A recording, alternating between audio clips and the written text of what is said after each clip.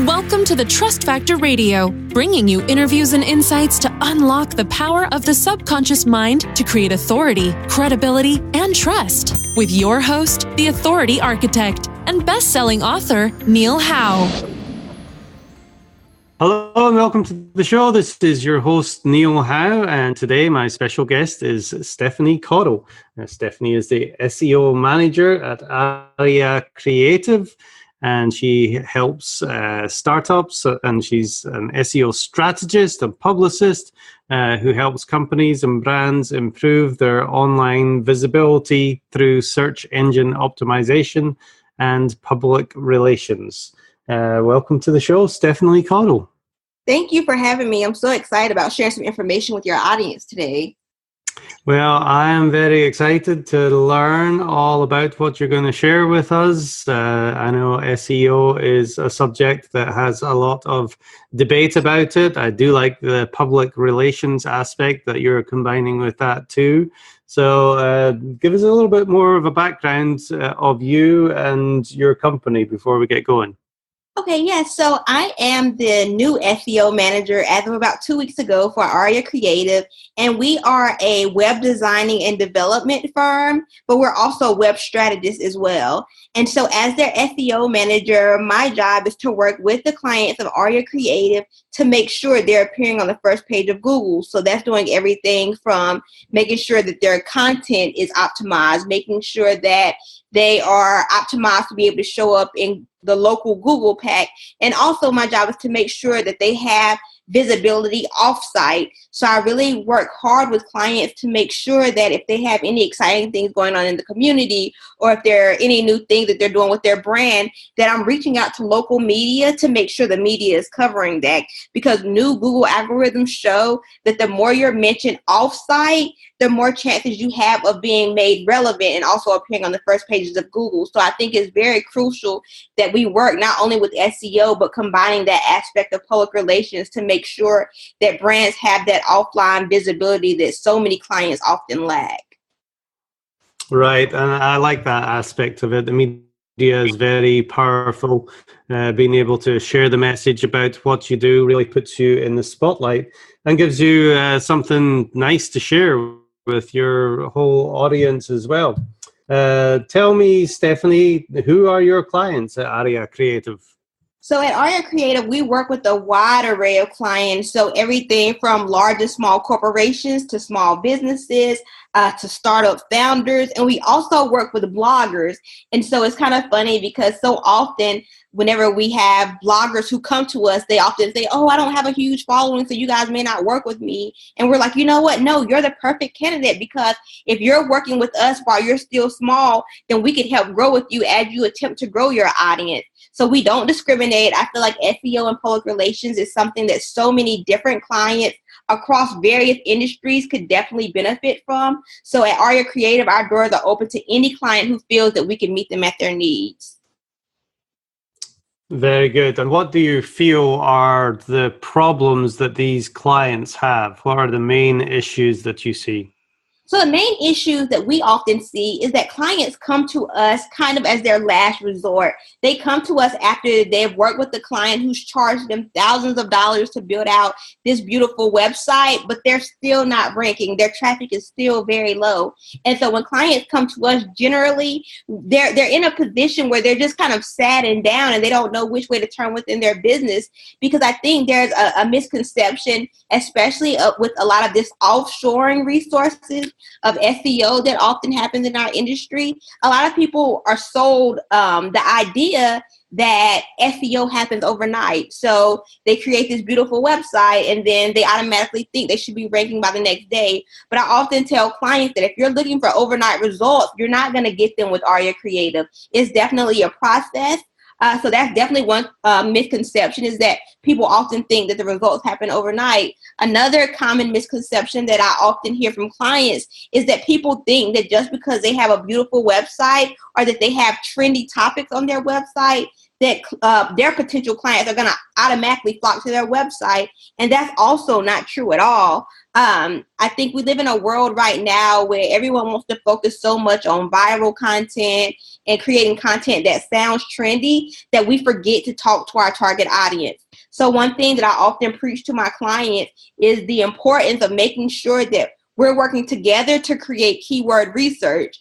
I often laugh and joke with my clients and say that Google is a free tool. And because it is a free tool, you should use it to your advantage. And so because of that, there is a resource called Google Keyword Research where you can literally type in words to identify what questions or what topics your target audience is searching. And so by searching those keywords, I then work with my client to be able to create content that answers the questions that their potential clients are asking. And so I definitely think that another big common misconception with SEO is that you don't have to do work. Like, it's not a one-time only quick fix. It's definitely something that you have to keep constantly updating. You have to keep constantly updating your content. You have to keep constantly sharing and putting out your content to make sure you have that increased visibility that I was talking about at the beginning of this interview. Mm-hmm. So the major problem for most companies, you would say, is the visitors to the site, so that they can actually get eyeballs to the site to figure out what exactly that company is doing. Absolutely, because I think that there are billions of websites out there these days. Gosh, there's a website for literally everything. But there's a difference between having a website and then also having a profitable website. And at Arya Creative, we believe in creating websites that are profitable. And the only way we can build those profitable websites is by implementing those SEO content strategies that I was just discussing earlier. So really, there's two different areas. There's obviously getting people to the site, but once they get to the site, what kind of things do you need to have on a good website in order for it to be, functional and, get people to take action, whether it's sign up for something or whether it's to buy something or come into the store?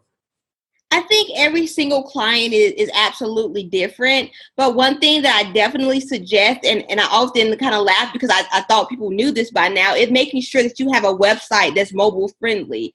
Most people today access your website for the first time either on their phones, on their tablets, or on any other smart device. And if your website is not mobile friendly, that's going to instantly turn people off whenever they come to your website.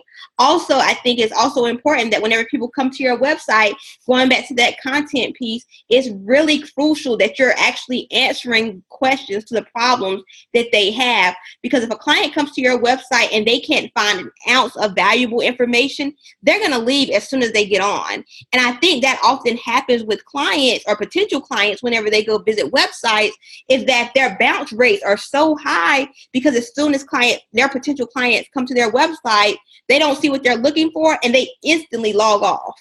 And so one thing that we often, preach to our clients at Arya Creative is to make sure that we actually create a website for them that's functional and actually takes their customers on a journey. I think journey and customer mapping is super important as it relates to a website design, because if you are not able to enhance your customer's experience, they're never going to want to buy from you or use your services. Explain that to me a little more. What is the journey or customer mapping, like you said? So the journey begins the moment you land on the website. And so studies have shown time and time again that whenever a person first comes on the website, the first thing that is always going to catch their attention is going to be the header of that website. So if your message is not clear and concise at the top fold of your website of what it is that you provide, what your services are, even if it's, something as simple as we're here to solve your construction needs, whatever the case may be for whatever industry you're working in. If that message is not clear from the get-go, oftentimes customers are going to leave your website immediately because they have no idea what you do. No client should ever come to your website and have to guess what it is that you offer as a service. They should be able to tell within the first 5 seconds of being on your website. And that's actually the number one place that clients most often slip up as it relates to creating a website, is that they aren't really clear in their brand messaging. So what other things other than a good title header do you need on a web page in order for people to take action when they get there?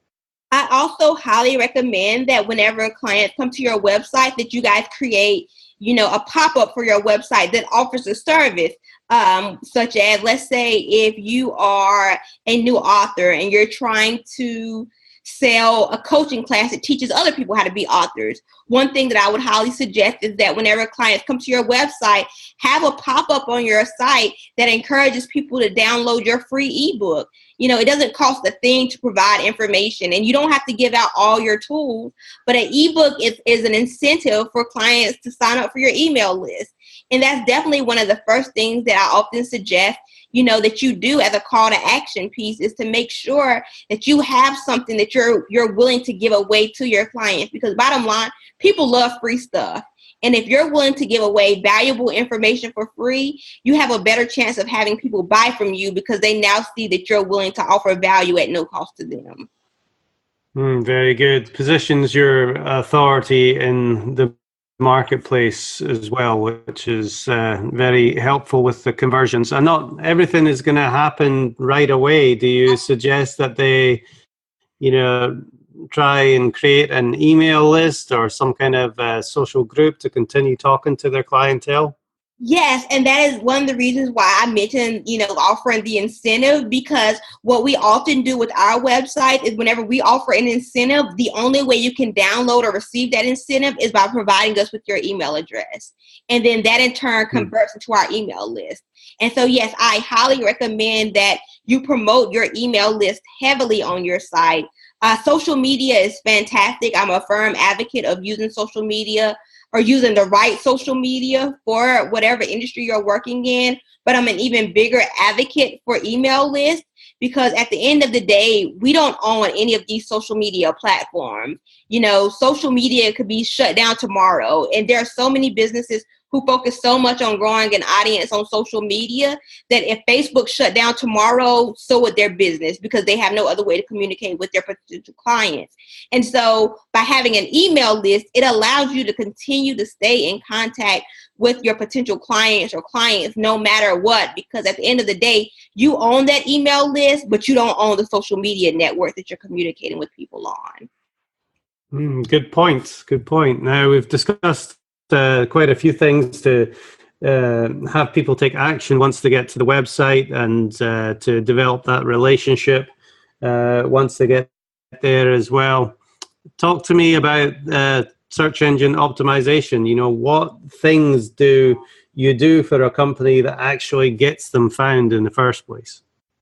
So let me give you an example. I have worked previously with a brain injury lawyer based out of Florida.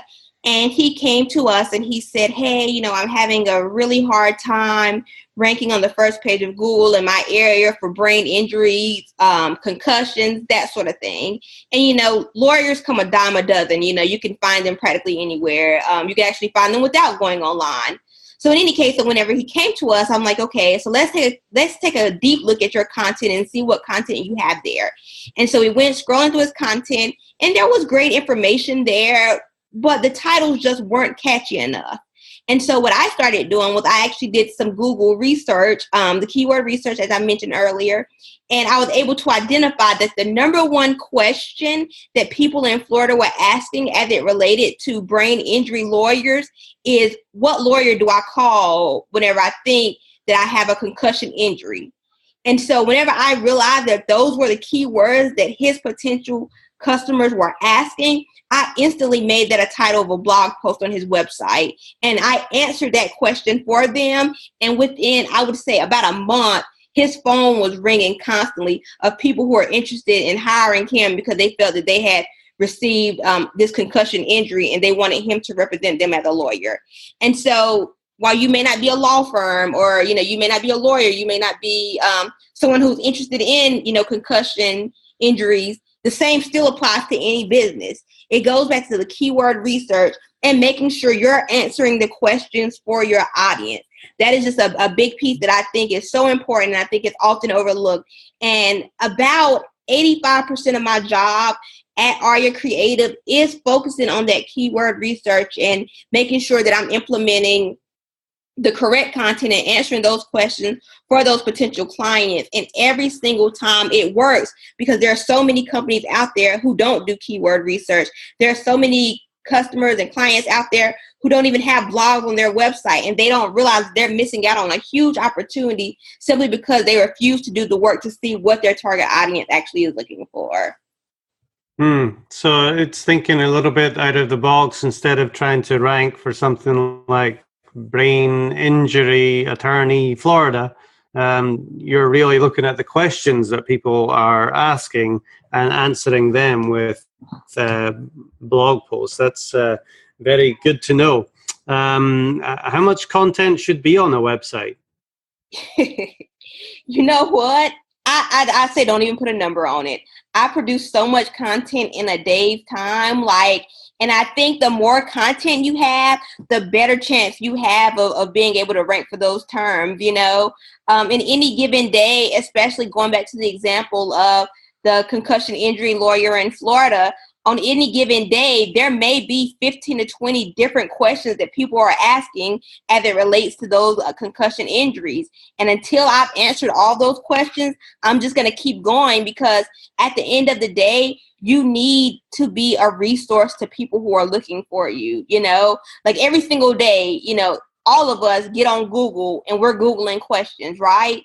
And so if a company can use that to their advantage to be able to reel in people who have no idea who they are or that they even exist, I think it's worth using as that lead magnet. So it really is about content and that keyword research, making sure that you're producing content with a purpose rather than just creating articles to put content on your website. Absolutely. And Neil, I'll even share this, but I won't go too deep into detail on it. But the same principle that I'm sharing with you guys as it relates to creating content on your website is also the same thing that you can do on YouTube as well.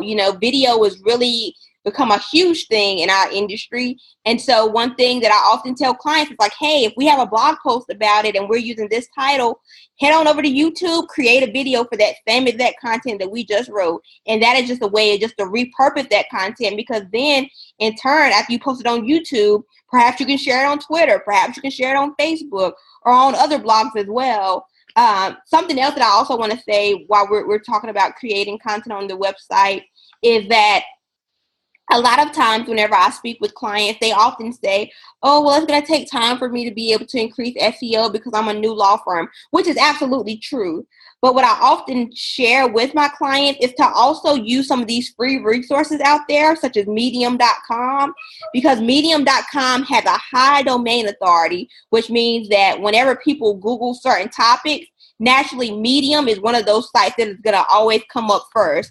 And so one thing that I often share with my clients is if you're writing content on your website, don't be afraid to also post that same content on a website like medium.com, because then it allows people who may never come to your website but frequent medium.com all the time to also see your content. But the thing is that whenever you're creating off-site content, it is very important that you're always linking back to your website, because the ultimate goal is to always use these different avenues off-site to bring people back to your site.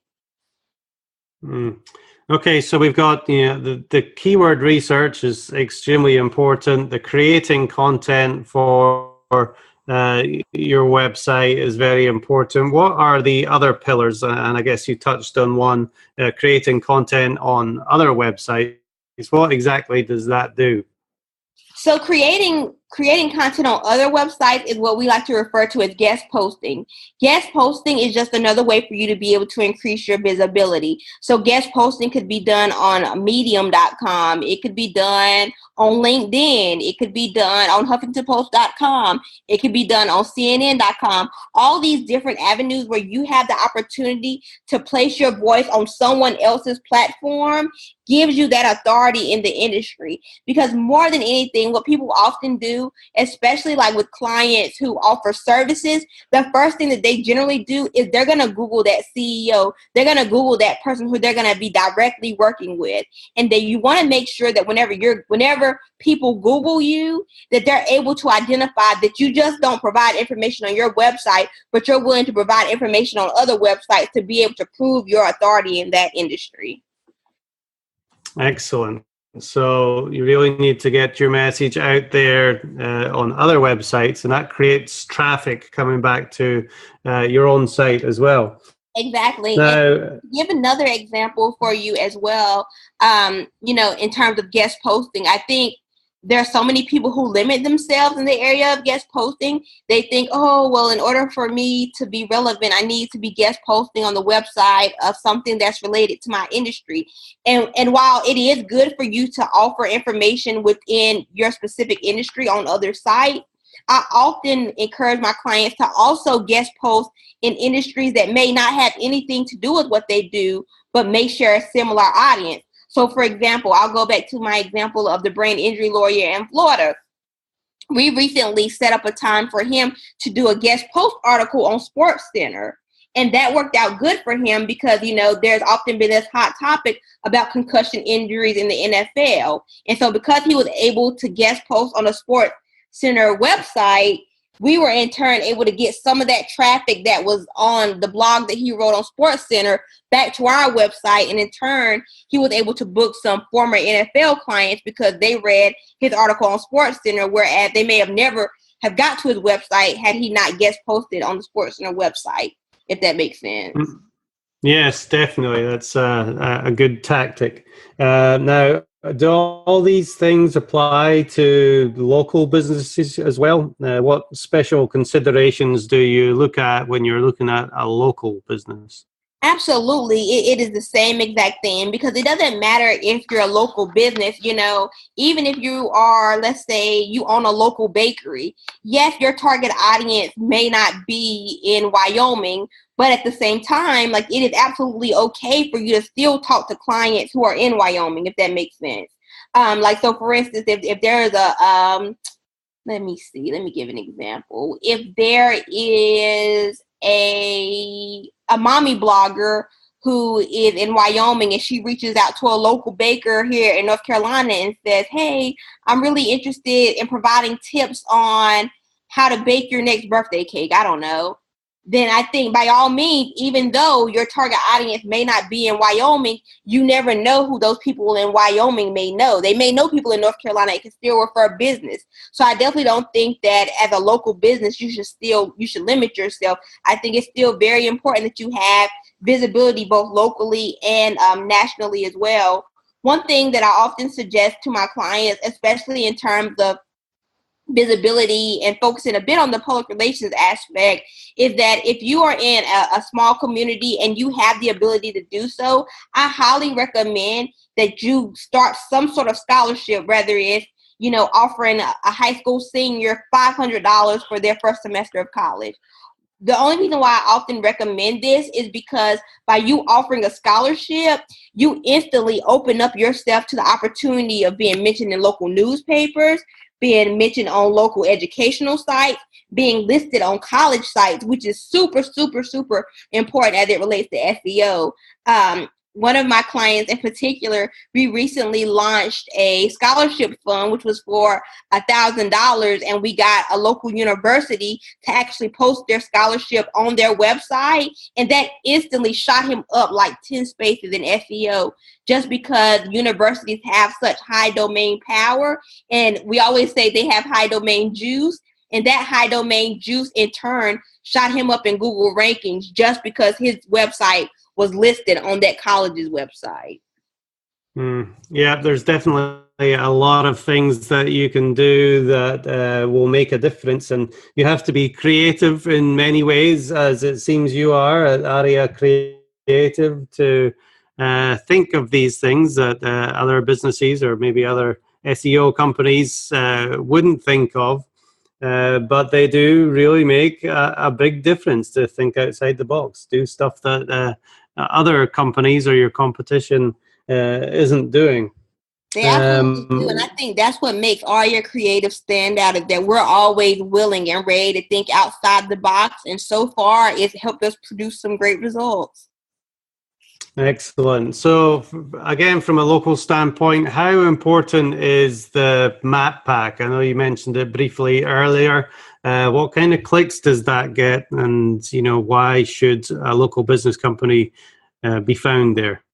The map pack has gained more and more power over the last several years, and it's definitely now more powerful than ever before, because it's one of the first things that people see whenever they're searching for certain keywords, is that Google pack. And so one thing that I highly suggest is that you go and you find your competitor and you see how many Google reviews your competitor has. If your competitor has 50 reviews, you need 51. If they have 10, you need 11. You always want to make sure that you're staying ahead of your competition as it relates to Google reviews. And not just any reviews, you need 5-star reviews. You need all 5-star reviews at that, because the more reviews you have, the higher you'll rank within the Google pack. So if you have 30 Google reviews, then absolutely you'll beat out your competition, and you'll always become first in the Google pack just because you have more reviews than them that are 5-star.